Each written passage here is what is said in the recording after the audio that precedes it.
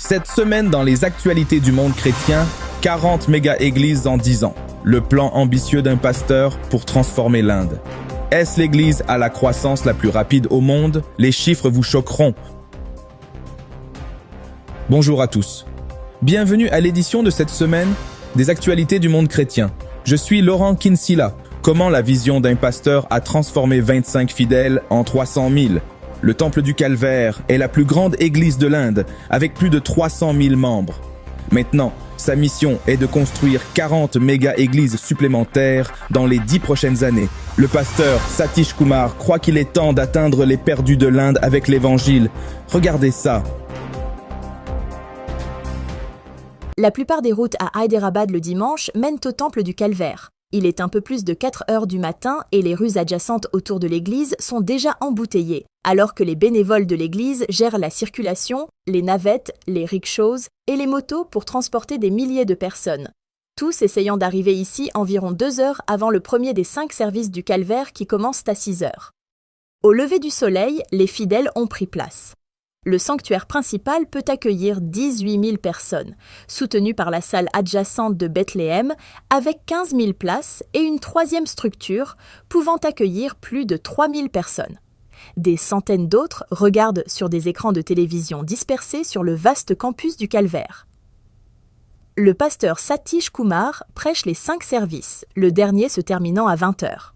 J'ai reçu la grâce de diriger cette église qui pratique la parole de Dieu, ce qui dépasse mes rêves et mon imagination. Le Temple du Calvaire a commencé en 2005, avec environ 2 douzaines de personnes. Aujourd'hui, il compte plus de 300 000 membres, ce qui en fait la plus grande église de cette nation et l'une des plus grandes au monde.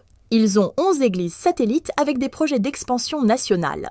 Dieu a mis un fardeau dans mon cœur pour établir 40 méga-églises comme celle-ci au cours des 10 prochaines années. L'Église ajoute environ 3 000 nouveaux croyants chaque mois, signe que le Seigneur agit puissamment à travers le pays. La main de Dieu est sur l'Inde. C'est le moment pour l'Inde d'atteindre les perdus, non seulement à l'intérieur du pays, mais dans le monde entier. De plus, l'Église produit plus de 650 programmes de télévision chaque mois dans 17 des principales langues du pays pour une diffusion à la télévision nationale, atteignant non seulement la nation, mais aussi le Bangladesh, le Népal, le Sri Lanka, l'Afghanistan, le Pakistan et les pays du Golfe. Des millions d'autres suivent sur les réseaux sociaux. La raison du succès de l'Église ? Prêcher la pure parole de Dieu est ce qui attire les gens et pratiquer la parole de Dieu est ce qui garde les gens dans l'Église. Cette démonstration pratique est pleinement exposée ici chaque dimanche. Narayana Podili travaille comme ingénieur civil pendant la semaine. Le dimanche, il dirige une armée de 150 bénévoles de l'Église qui passent des heures à hacher, trancher, éplucher et remuer. Tout pour préparer des repas gratuits de petit déjeuner et dîner pour 50 000 personnes. Nous nous engageons à venir ici tous les dimanches à 3 heures du matin et nous travaillons jusqu'au soir. Nagaveli Mandem sert dans la cuisine du Calvaire depuis 7 ans après avoir fait une promesse à Dieu que s'il guérissait sa tumeur cancéreuse, elle servirait l'Église à ce titre. Parce que j'ai fait cette promesse, Dieu m'a complètement guéri sans chirurgie. Dieu a éliminé la tumeur dans ma poitrine. En action de grâce envers lui, je sers ici dans la maison du Seigneur.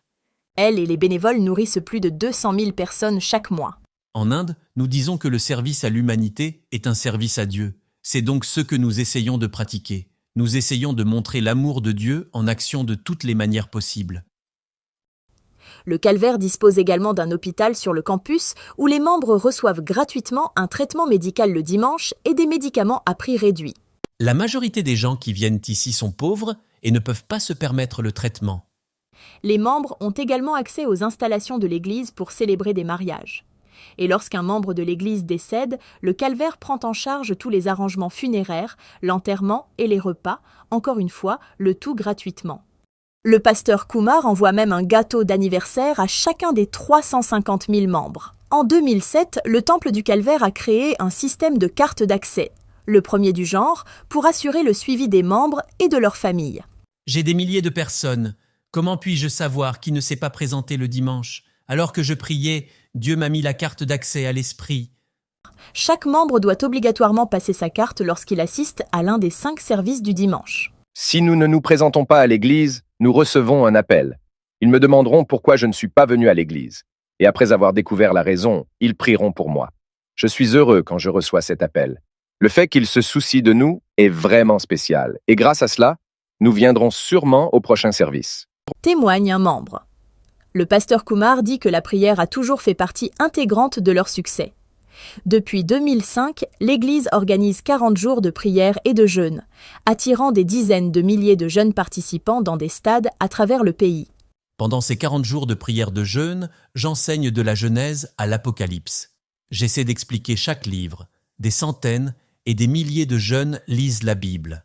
Chaque mois, l'Église, avec ses campus satellites, organise une nuit avec Dieu où les membres prient pour un réveil. Environ 25 à 30 000 personnes se rassemblent. C'est devenu la plus grande prière en ligne de notre nation. Ces dernières années, cependant, l'Inde a connu une recrudescence sans précédent de la violence contre les chrétiens. Plus il y a de persécutions, plus l'Église grandit, et c'est ce qui se passe en Inde. La plupart des attaques sont menées par des groupes extrémistes hindous qui accusent les chrétiens de convertir de force les gens au christianisme.